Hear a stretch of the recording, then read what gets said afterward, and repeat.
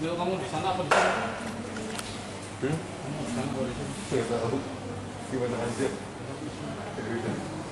Udah bayangan. Kita yang sabik orang mati.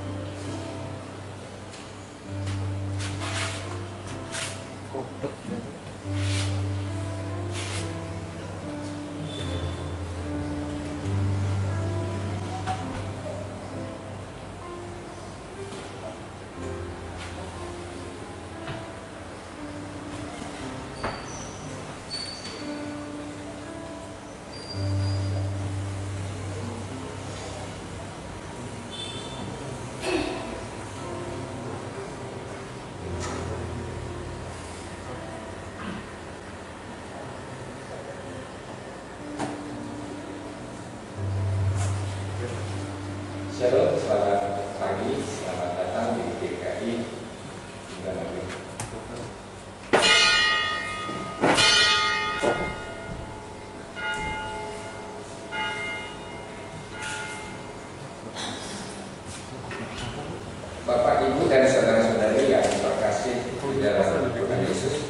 Kita bersyukur atas anugerahnya yang telah diberikan kepada kita, sehingga kita dapat bersekutu dan beribadah dalam berbagai minggu pagi ini. Majelis jemaat mengucapkan selamat datang, selamat beribadah. Untuk kenikmatan suasana dalam kebaktian, kami mohon kita semua menjaga ketenangan dan ketertiban selama ibadah berlangsung. Bagi jemaat yang membutuhkan pelayanan yang berkaitan dengan gereja, dapat menghubungi majelis jemaat atau tata usaha gereja. Berikut akan dibacakan warta lisan pada minggu pagi. Yang pertama, pelayanan firman Tuhan GKI Indramayu. Kebaktian umum pada pagi hari ini dilayani oleh Pendeta Markus Hadinata. Pos jemaat bersarang dan baju merah dilayani oleh Bapak Rito Iwan. Kedua, ibadah minggu jemaat GKI Indramayu di gedung gereja selama masa pandemi akan diadakan 1 kali kebaktian umum pada pukul 8 pagi dengan menggunakan liturgi yang disesuaikan pada masa pandemi sesuai panduan dari Sinode GKI.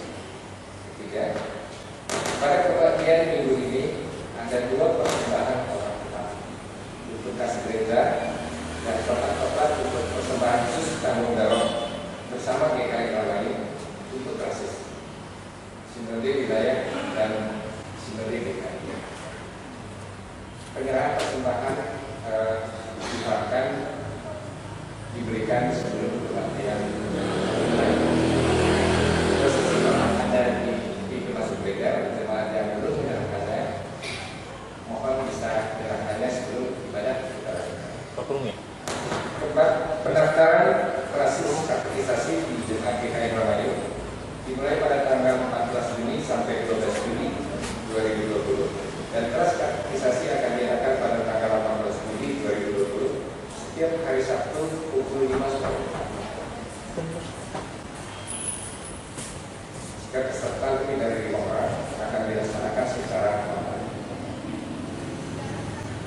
Kepada saudara-saudara yang ingin mengikuti kelas katekisasi dapat mendaftarkan ke Facebook. 5. Dimohon kepada jemaat selama beribadah berlangsung untuk tetap mengikuti protokol kesehatan. Maskernya disayang. Baiklah jemaat, kita undang untuk maju berdiri.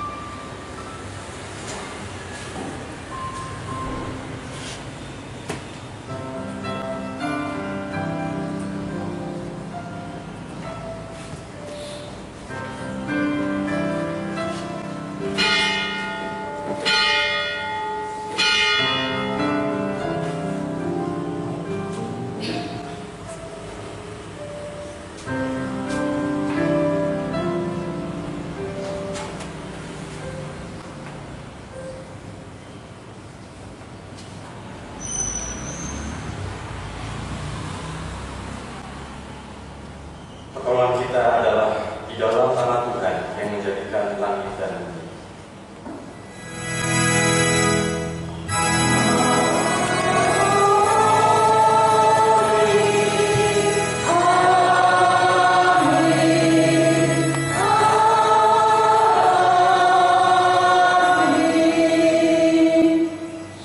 Tuhan beserta saudara.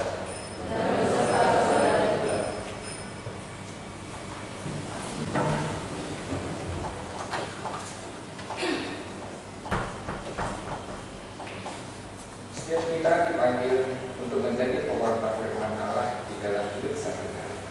Tema ibadah hari ini bersiap menanam, mengundang kita untuk berefleksi akan panggilan tersebut agar kabar baik yang kita sampaikan pertama-tama tumbuh terlebih dahulu di dalam diri kita. Kita bersatu.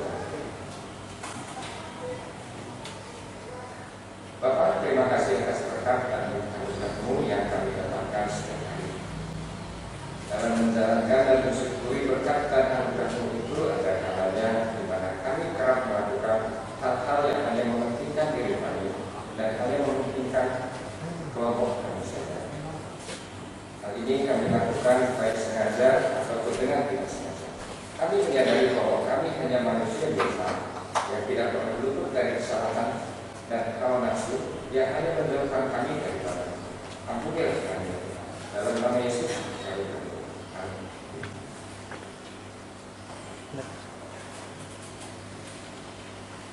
Surat Roma 6 ayat 10 mengatakan,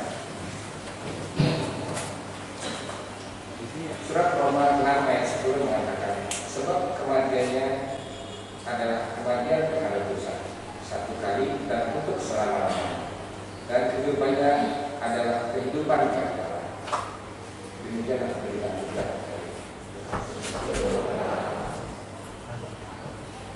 Dengan pemberitaan kali ini kita diskusikan melalui KP 14 ayat 1.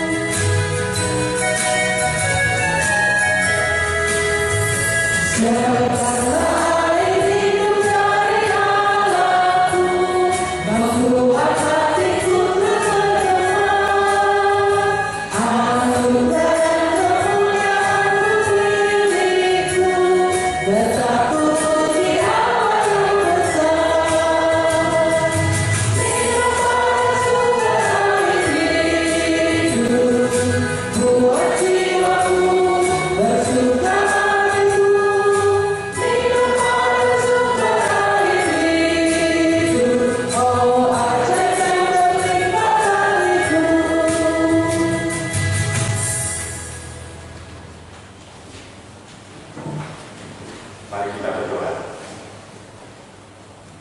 Ya Tuhan Allah pencipta langit dan bumi, saat ini kami datang ke tempat ini. Kami ingin menghayati akan kasih Tuhan di dalam kehidupan kami.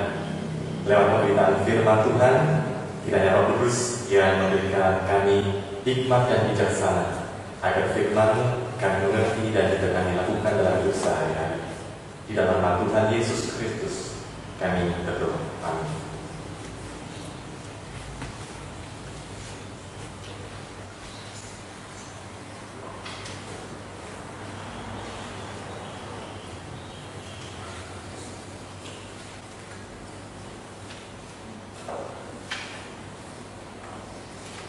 Bacaan pertama diambil dari kitab Yesaya pasal 55 ayat 10 sampai 13.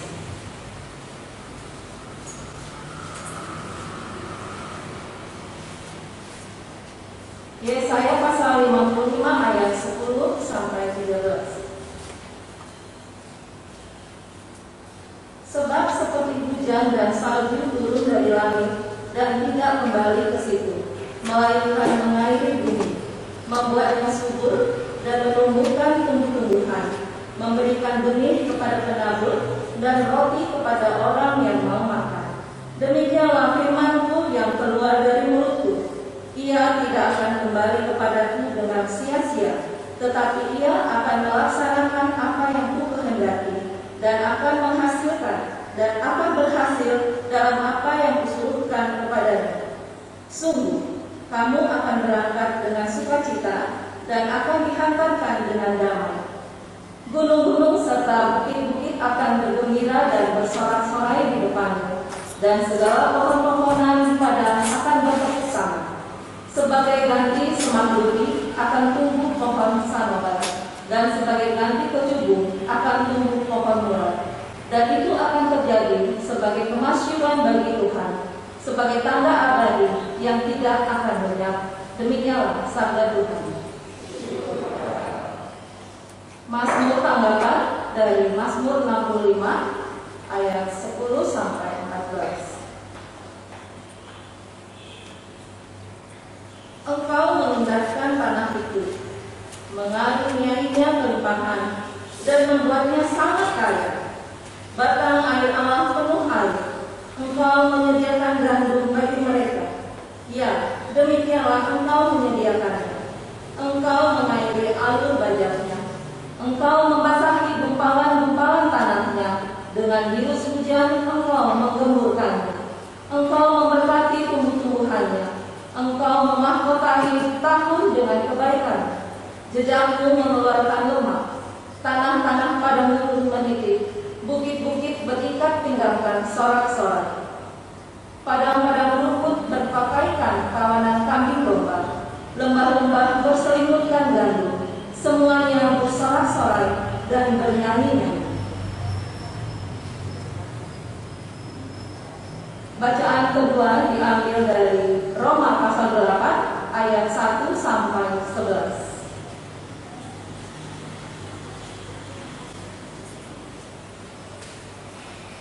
Roma pasal 8 ayat 1 sampai 11. Hidup oleh Roh. Demikianlah sekarang tidak ada penghukuman bagi mereka yang ada di dalam Kristus Yesus. Roh yang memberi hidup telah memerdekakan kamu dalam Kristus dari hukum dosa dan hukum maut. Sebab apa yang tidak mungkin dilakukan hukum Taurat karena tak berdaya oleh daging, telah dilakukan oleh Allah. Dengan jalan mengutus anaknya sendiri dalam daging, yang serupa dengan daging yang dikuasai dosa karena dosa. Ia telah menjatuhkan hukuman atas dosa di dalam daging, supaya tuntutan hukum Taurat digenapi di dalam kita, yang tidak hidup menurut daging, tetapi menurut Roh. Sebab mereka yang hidup menurut daging memikirkan hal-hal yang dari daging, mereka yang hidup menurut Roh memikirkan hal-hal yang dari Roh. Karena keinginan daging adalah maut, tetapi keinginan Roh adalah hidup dan damai sejahtera.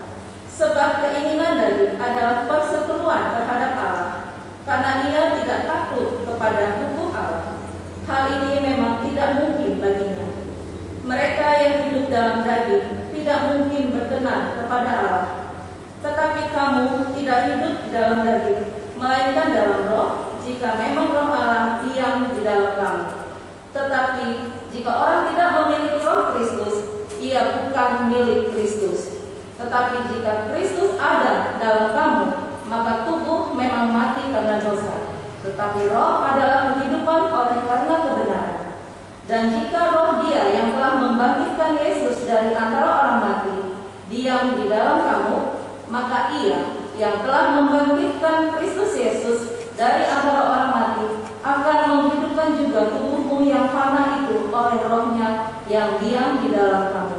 Demikianlah sabda Tuhan.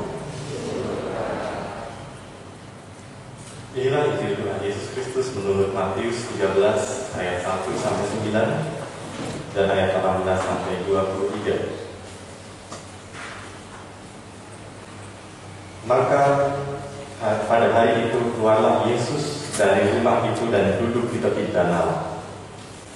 Maka datanglah orang banyak berbondong-bondong lalu mengerumuni Dia, sehingga Dia naik ke perahu dan duduk di situ. Sedangkan orang banyak semuanya berdiri di pantai. Dan Ia mengucapkan banyak hal dalam perumpamaan kepada mereka. Katanya, adalah seorang penabur keluar untuk menabur. Pada waktu ia menabur, sebagian benih itu jatuh di pinggir jalan. Lalu datanglah burung dan memakannya sampai habis. Sebagian jatuh di tanah yang berbatu-batu, yang tidak banyak tanahnya.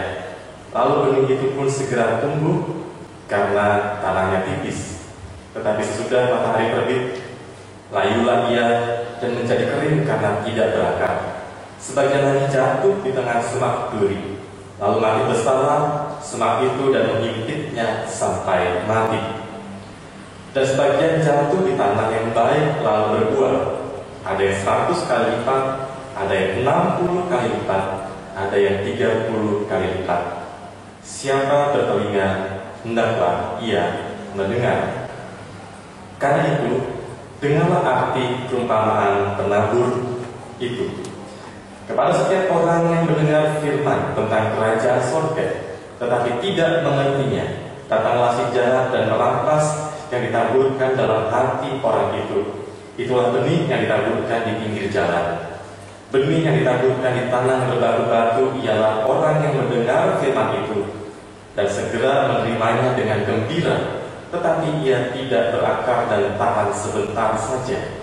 Apabila dapat penindasan atau penganiayaan karena firman itu, orang itu pun segera murtad.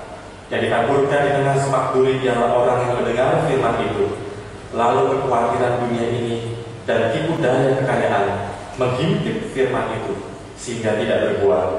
Yang ditaburkan di tanah yang baik ialah orang yang mendengar firman itu dan mengerti, dan karena itu ia berbuah.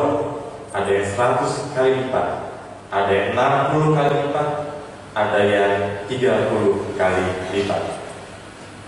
Demikianlah Injil Yesus Kristus. Berbahagialah mereka yang mendengarkan firman Allah dan yang memeliharanya.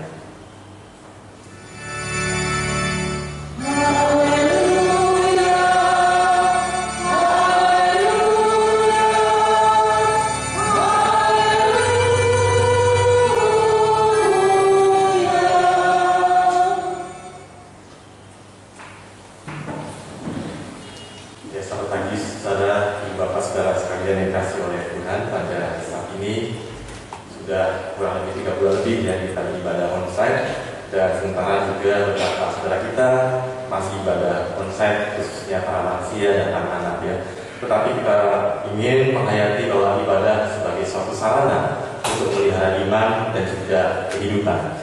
Dan tema ibadah pada saat ini adalah bersiap menabur. Saudara, dapatkah Anda membayangkan apa jadinya bila tidak ada lagi petani yang menanam, tidak ada lagi petani yang menabur, ya? Khususnya ketika pandemi COVID ini, semua harus work from home, tetapi petani harus tetap bekerja di ladang. Dan betapa kita bisa membayangkan kalau di tengah-tengah situasi seperti ini, yang mau tidak mau kita harus menyesuaikan dalam segala hal. Perubahan-perubahan bukan hanya dari segi kesehatan, tetapi juga ekonomi, pendidikan, dan juga interaksi sosial.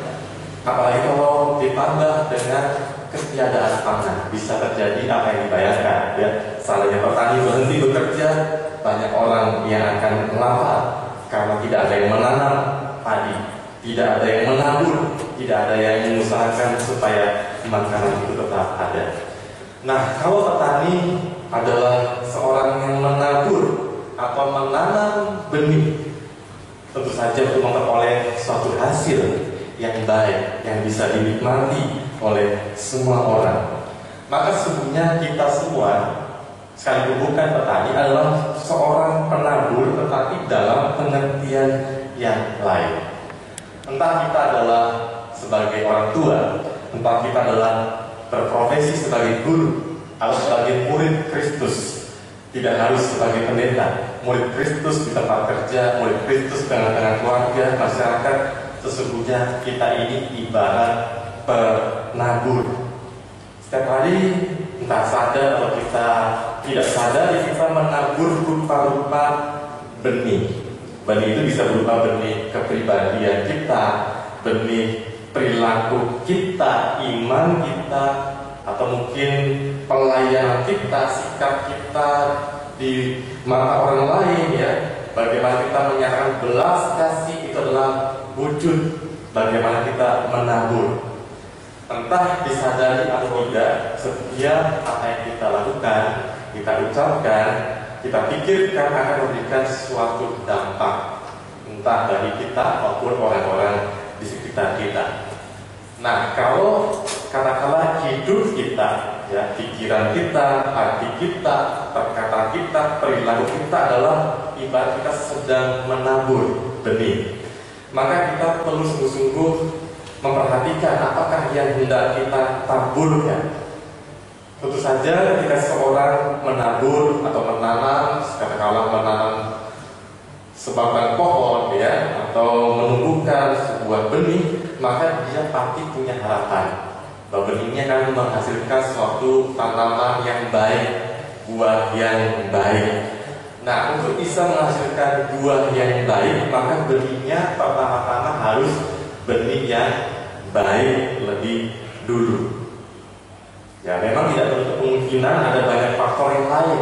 Misalnya, benihnya baik, tetapi keadaan tanahnya kurang baik, itu juga bisa berpengaruh. Tanahnya baik, benihnya baik, tetapi ada faktor yang lain, cuacanya kurang mendukung, hujan terus-menerus banjir, ya gagal bertumbuh. Atau faktor serangga manusia atau mungkin juga bisa bencana alam yang turut berpengaruh terhadap pertumbuhan benih tadi.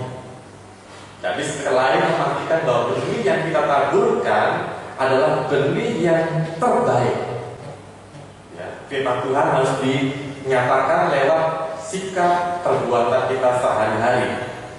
Nah, ketika kita menaburkan benih itu, kalau petani mengharapkan hasil yang baik, ya.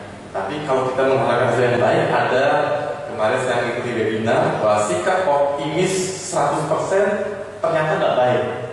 Saya juga kaget ya, kenapa optimis 100% tidak baik? Ada alasannya ternyata. Kalau optimis 100% maka dia bisa menjadi orang yang besar kepala, tidak mengantisipasi akan keadaan atau kemungkinan yang terburuk. Ya, dia lengah, dia tidak waspada. Sebaliknya sikap pesimis berlebihan juga buruk. Karena apa? Dia tidak mampu melihat peluang atau harapan di tengah-tengah kondisi situasi yang ada seburuk apapun. Lalu bagaimana sikap yang baik? Yaitu bagaimana kita punya optimisme tetapi juga sekaligus realistis, ya, sehingga dia bisa beradaptasi, senantiasa mau sigap, belajar dan berubah. Saudara, saat Tuhan Yesus menaburkan benih itu adalah firman yang dia taburkan. Benihnya sudah pasti yang baik. Benihnya sudah pasti adalah benih yang terbaik yang Yesus taburkan. Tetapi tidak dengan setiap orang yang menerimanya. Minggu yang lalu ya kita membaca tentang sikap orang-orang Farisi dan orang-orang ahli Taurat yang tentu saja menerima benih dari Tuhan Yesus, itu firman Tuhan yang ditaburkan. Tetapi ada perlawanan dalam diri mereka terhadap Tuhan Yesus. Bahkan Yesus adalah firman yang menjadi manusia, tetapi mereka menolak Yesus. Hati mereka diliputi oleh berbagai macam kebencian terhadap Yesus, sehingga apapun yang Yesus lakukan mereka tidak terima. Ya, sebaliknya juga ada orang banyak yang juga mendengar firman Yesus, ada yang bertumbuh, tetapi juga ada yang tidak bertumbuh, ya, karena mereka mungkin hanya mengharapkan Yesus melakukan apa yang menjadi kehendak mereka. Karena itulah yang menarik dalam Matius 13 ayat 9 katakan ada hal yang sangat krusial, yaitu siapa bertelinga hendaklah ia mendengar. Kalimat ini bukan sekedar kalimat yang ditempelkan di ayat ini, tetapi ada sesuatu yang dalam. Siapa bertelinga hendaklah ia mendengar. Lalu dalam Matius 13 ayat 16 dikatakan, karena itu dengarlah. Perhatikan kata mendengar, dengarlah. Dalam pemikiran Yahudi, mendengar adalah aktivitas yang sangat amat penting. Kenapa? Karena tanpa mendengar dengan sungguh-sungguh dengan baik, orang tidak akan pernah bisa belajar dan mengerti. Jadi mendengar artinya sungguh-sungguh berusaha mengerti, menangkap, kemudian mengosongkan diri dalam kerendahan hati untuk menerima hal-hal yang baik dari kerajaan sorga, hal-hal yang bisa mengoreksi mungkin keyakinan-keyakinan yang salah yang lama dalam dirinya.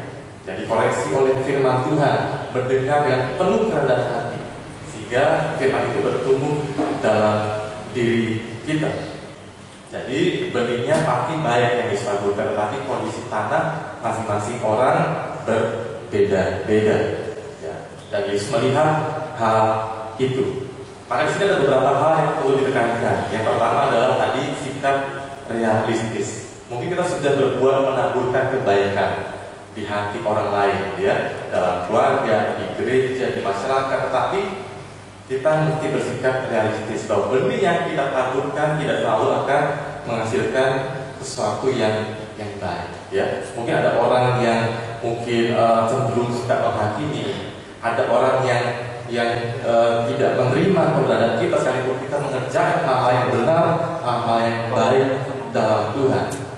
Itulah yang juga Yesus hadapi. Tidak setiap benih yang dia taburkan itu tumbuh dengan subur. Karena selain faktor dari Allah, tetapi juga ada faktor respon manusia yang mau menerima dan kemudian mau melakukan firman itu.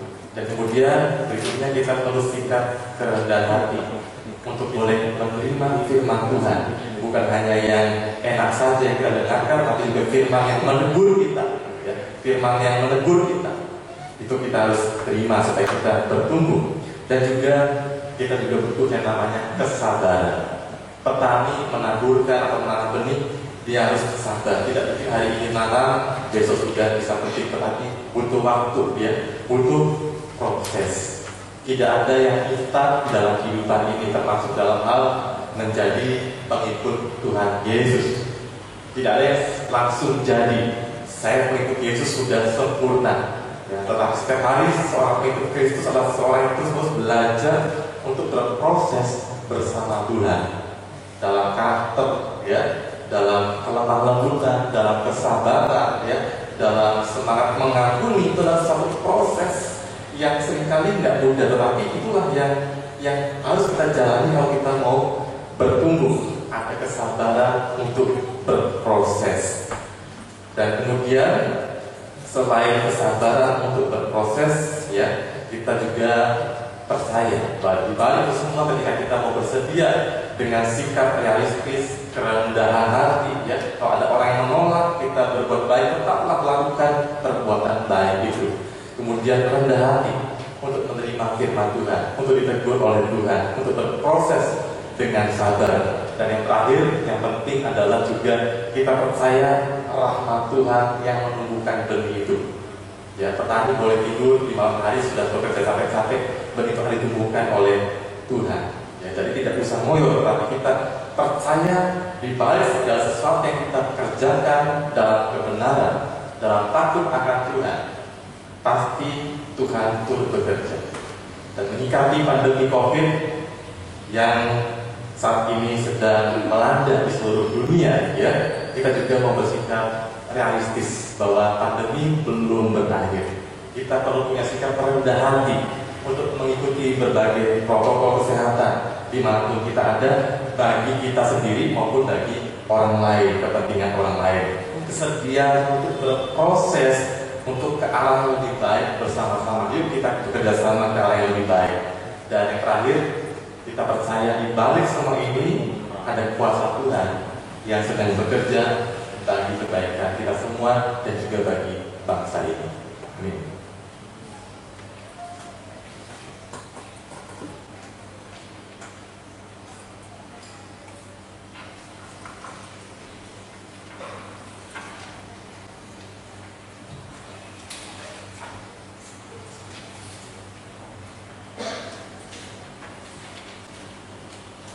Jemaat diundang berdiri.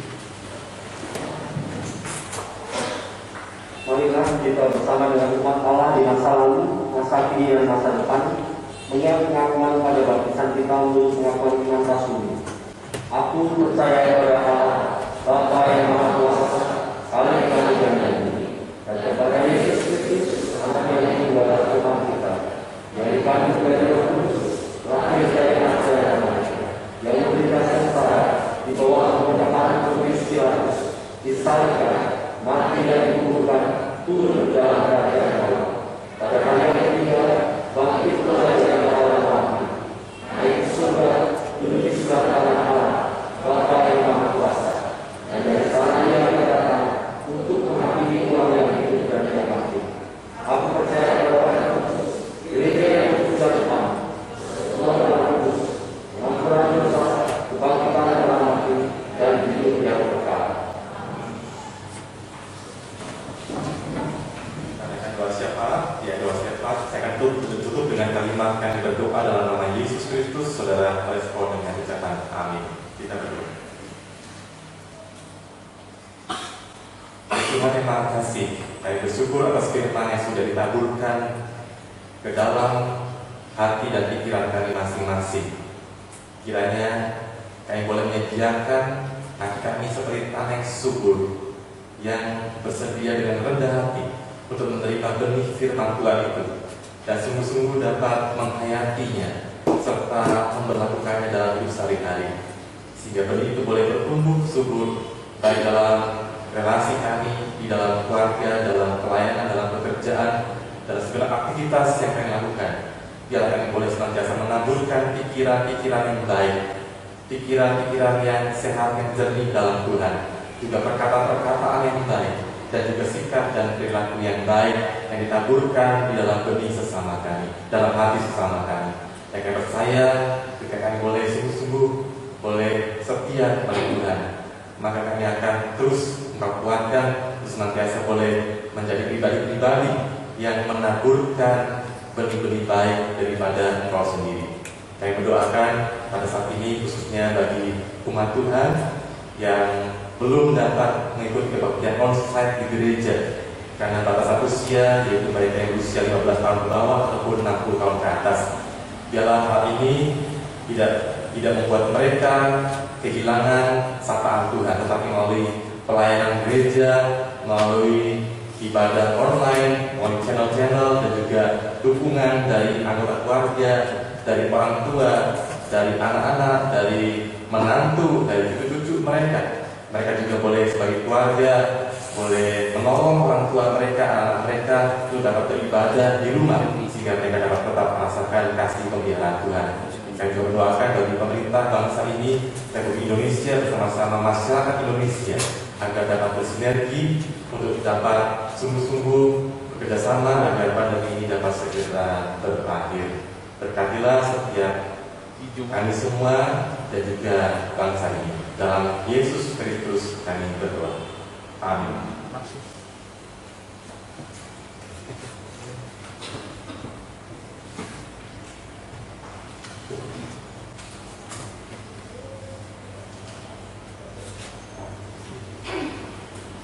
Persembahan diambil dari 2 Korintus 8 ayat 14. 2 Korintus 8 ayat 14.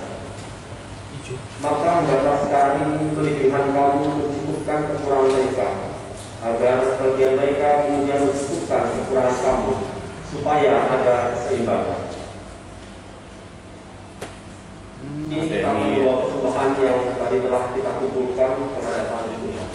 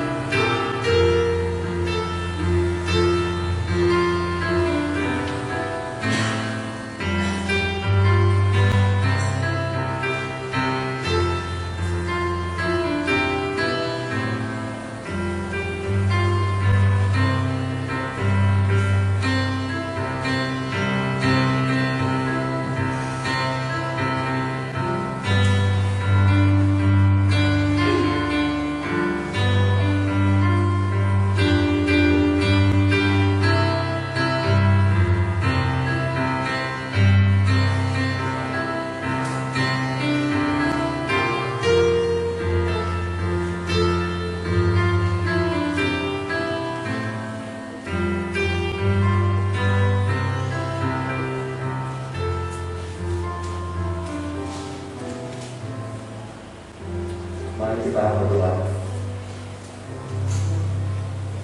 Allah Bapa, sumber berkat kehidupan kami berterima kasih jika kami kembali menghentikan waktu untuk menyampaikan persembahan kami. Bapa, tidaklah sebanding dengan berkat dan limpah yang telah kami terima dalam kehidupan kami. Namun inilah persembahan yang kami menghantarkan dengan segenap rasa syukur. Terimalah Bapa, berkatilah persembahan ini. Bapa, Kami berdoa untuk para orang tua dan semua yang ikut ambil bagian dalam mengelola persembahan ini. Kami akan kepada mereka hikmat-Mu, sehingga persembahan itu akan menjadi berkat bagi pelayanan di tempat ini. Kami juga memohon berkatilah atas setiap pekerjaan, setiap usaha yang kami jalani, sehingga kami dapat selalu mengucap syukur dalam setiap dan segala keadaan kami. Inilah Bapa doa kami yang kami panjatkan dalam nama Putra-Mu yang tunggal Tuhan Yesus Kristus. Amin.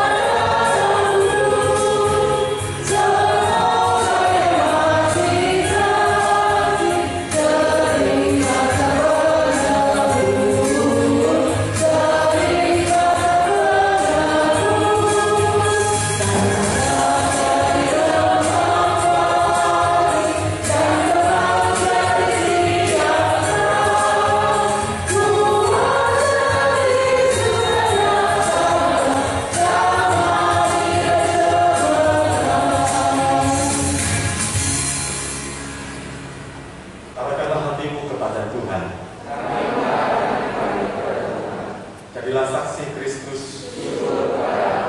Terpujilah Tuhan. Terima berkat Tuhan, anugerah cinta kasih dari Allah Bapa dalam persekutuan dengan anak yang tunggal Tuhan kita Yesus Kristus, serta persekutuan dalam Roh Kudus menyertai saudara sekalian kini dan selamanya.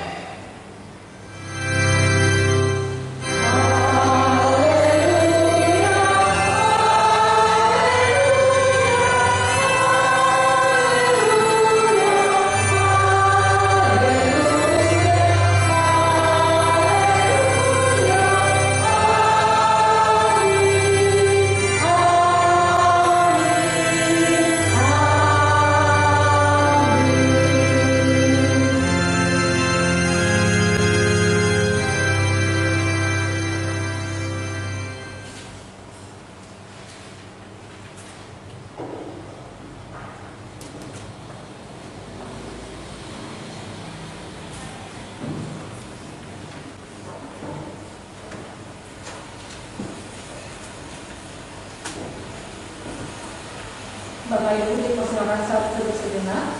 Kemudian kita keluar dengan tetap mengikuti protokol kesehatan serta menjaga jarak. Terima kasih.